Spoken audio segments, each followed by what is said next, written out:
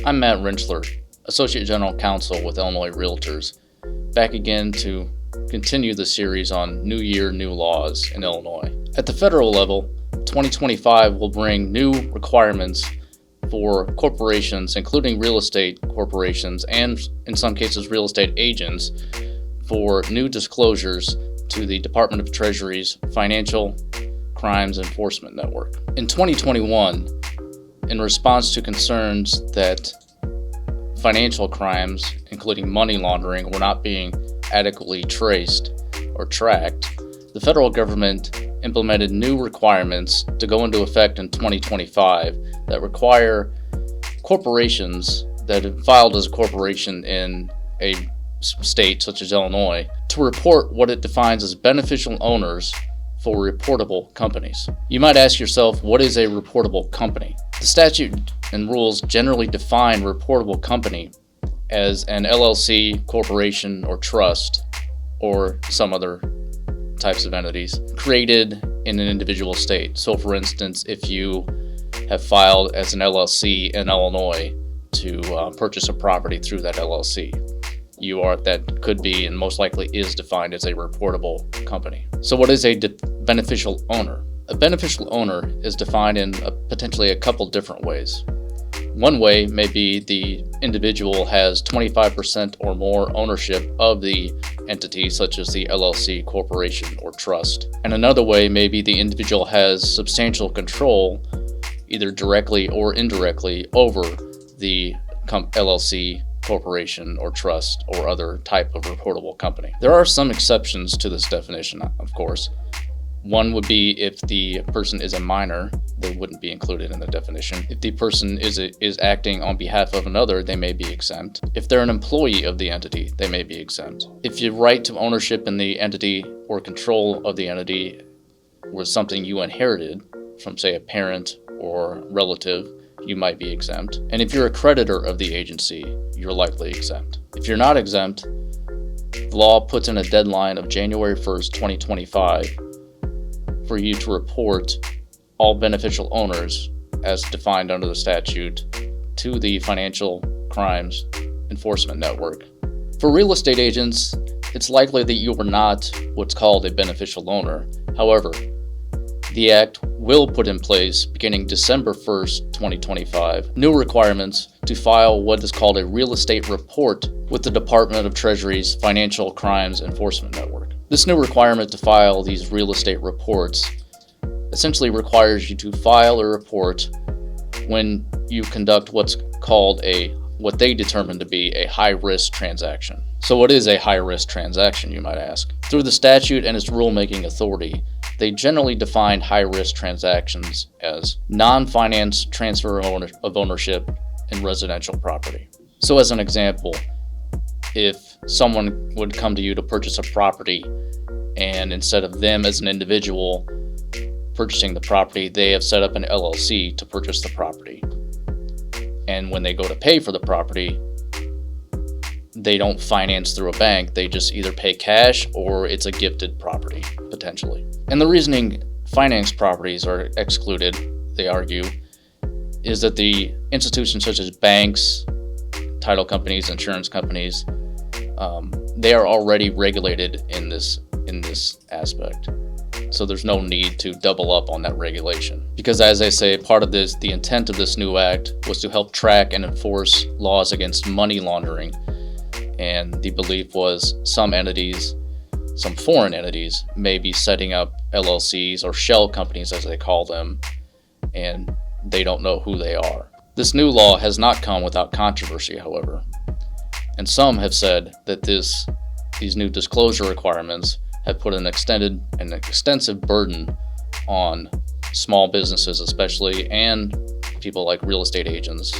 And others have said that the whole purpose of some people setting up LLCs is to remain anonymous in some aspects, and there are privacy concerns with information that is being forced to be shared with the federal government. And as I said, this has been a controversial topic in the last year or so, and there have been lawsuits filed in an attempt to stop enforcement of this new law before it takes effect. And just recently, on December 3rd, a federal district judge in the state of Texas put in place a preliminary injunction preventing the government from enforcing the act, it's likely that will be appealed, so it's unclear at this point whether the government will be able to enforce the act on January 1st. But as of the date of this taping, the injunction is in effect, although it's likely to be appealed within the next few weeks. All that being said, it's important to keep in mind that there is this new law in place that, until courts say otherwise, will require new disclosures and new reports to be filed in regard to real estate transactions.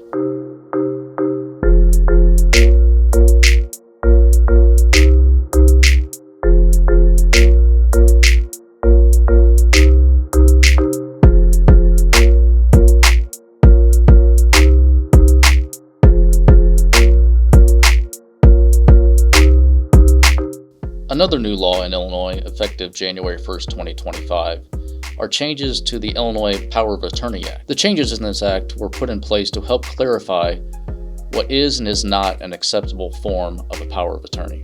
The act lists numerous instances where a power of attorney must be accepted, and then also numerous instances where a person may have a right to not accept a power of attorney. One of the reasons for this act was some disagreement and some dispute, depending on who you would go to or who you were involved with in a transaction with, on what was and wasn't a proper power of attorney.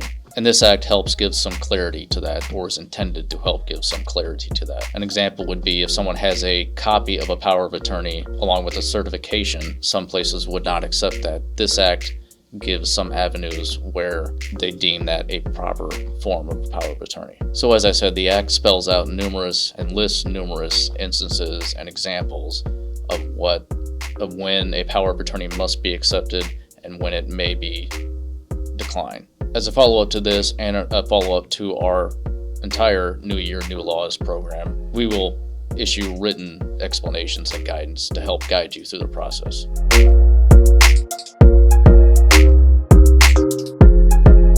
A new Illinois law that will go into effect on January 1st, 2025 is a new requirement that landlords disclose potential flood risks to tenants that they are leasing to. If a landlord fails to make this disclosure, a tenant may be given rights to terminate the lease and seek damages against the landlord if the property is flooded or a required disclosure is not made. Now, in some ways this makes sense, as if there's some damage to the property that causes it to become uninhabitable, generally already a tenant would have some avenues to get out of the lease, or at least the remainder of the lease. But it's important to keep in mind that this specific law will give the tenant similar rights if a disclosure of a potential risk is not made before the tenant moves in or when the lease is signed. The rights a tenant may be given if this occurs is a right to terminate the lease if the tenant gives notice to the landlord within 30 days of flooding on the property, and if the lease is terminated in such a manner,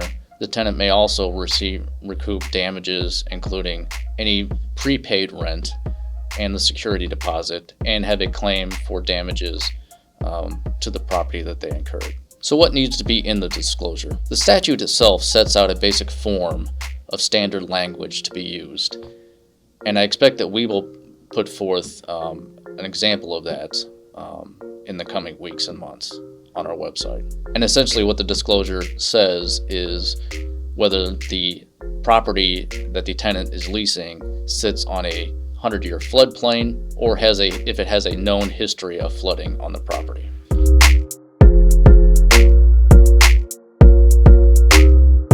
Another new Illinois law, effective January 1st, 2025, is a new law that allows a tenant, in some instances, who is applying to lease a property to reuse an existing credit report. Now, there's been some confusion we've heard from some people and some credit agencies about what this law actually means. Essentially, what this law says is if a tenant who is applying to lease a property has, within the last 30 days of applying, obtained a credit report that lists everything that the landlord generally looks for in a credit report, the tenant can be allowed to use that credit report and not be charged an additional fee to conduct another credit report.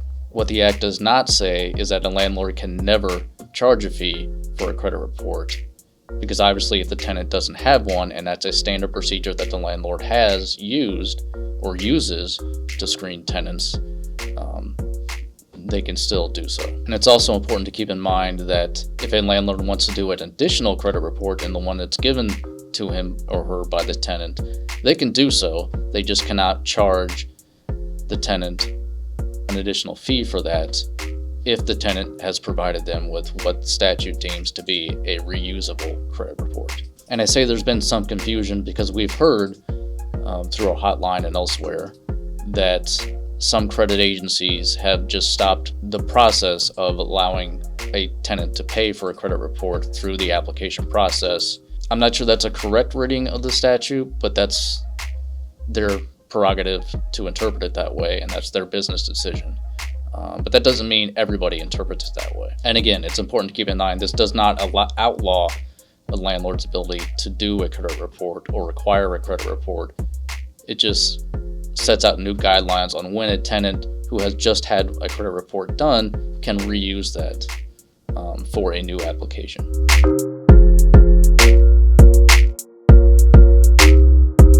Another new law put into place and effective January 1st, 2025 are amendments to the Illinois Human Rights Act as it pertains to real estate transactions in the state of Illinois. As initially proposed, this bill introduced new definitions of real estate transaction that included undefined terms like otherwise make unavailable the property that's involved in the transaction. The intent of this act, as initially proposed and even as finally passed, was to help clarify when someone is committing a human rights violation and clarify how someone who's been a victim of a human rights discrimination claim can bring a claim against the perpetrator of such human rights act. As I said, the original version included some terms that were not defined and could have potentially been broadly interpreted in a manner that goes beyond the intent or the spirit of what we believe the Human Rights Act should entail. And the final act, after negotiation,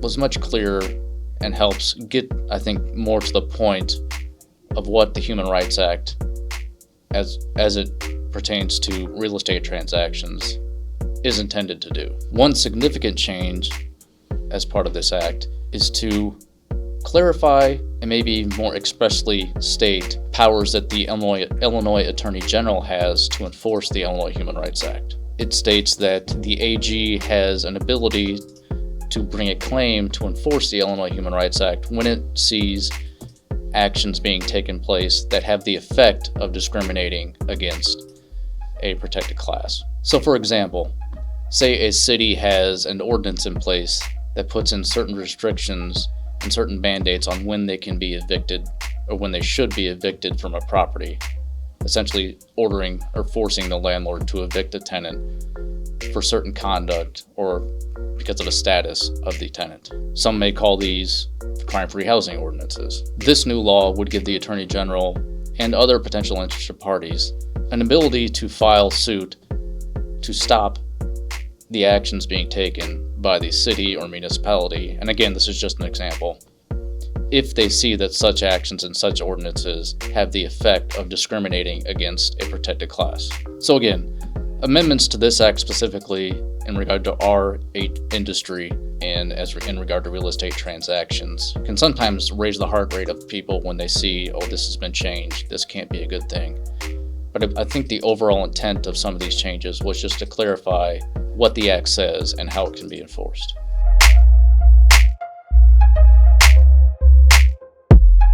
Another new act passed this year that would become law effective January 1st, 2025 are changes to the rights that a tenant may have against a landlord to bring an action against the landlord for what it believes is retaliation for certain actions that the tenant has taken. As you might be aware, there's an existing law has been on the books regarding retaliation by a landlord, essentially saying that a landlord cannot evict somebody or cannot evict a tenant if the tenant has complained to a government entity for some violation of law, violation of code.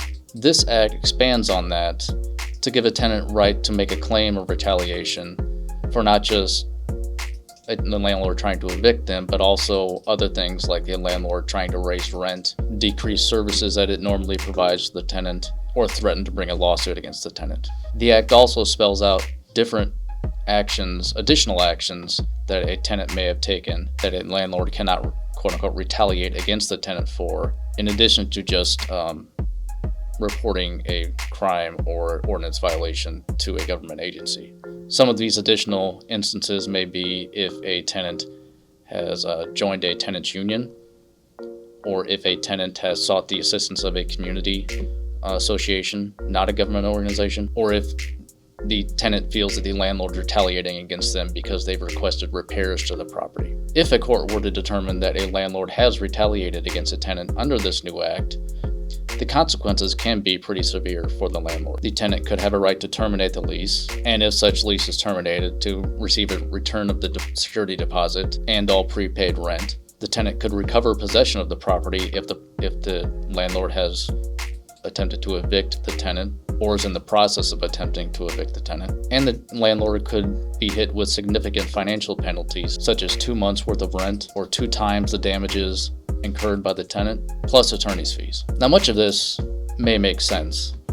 A tenant takes certain actions that they have a right to take, shouldn't be retaliated against. I think most people can agree on that if it's an unjust retaliation. One important aspect of this law that we will keep an eye on, and it's important for you to know about, is the burden of proof on who has to show what to prevail in any court action. This new act, in so many ways, creates a presumption that the landlord has retaliated against the tenant unless the landlord can prove that they have not. And that's important for a housing provider to know, because as they go forward, in order to help possibly defend against a claim, they want to have documentation for any steps that they take to be able to show that. Because if it's a presumption that you have done something and you have to prove that you haven't done something, if it's a he said, she said type of situation, you may not prevail in that situation, even if you were in the right. Now, some may say this goes against standard burden of proof in most other cases in our system, and that might be right, but that's not what the legislature passed here, and that's not what the governor signed into law, and it is in effect January 1st, 2025.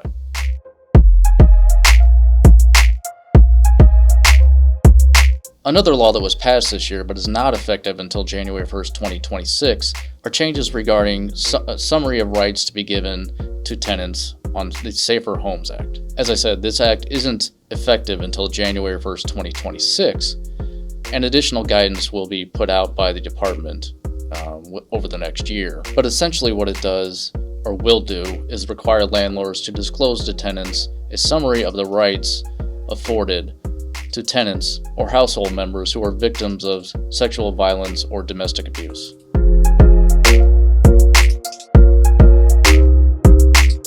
Another new law put into effect that's effective January 1st, 2025 involves the Condominium Property Act. The changes put into place and proposed by Illinois Realtors essentially just clarify and re-emphasize that if a condominium unit is sold, or if a condominium association exercises a right of refusal on the sale of a condominium unit, that any such action, sale, or right of refusal must be done in compliance with fair housing laws.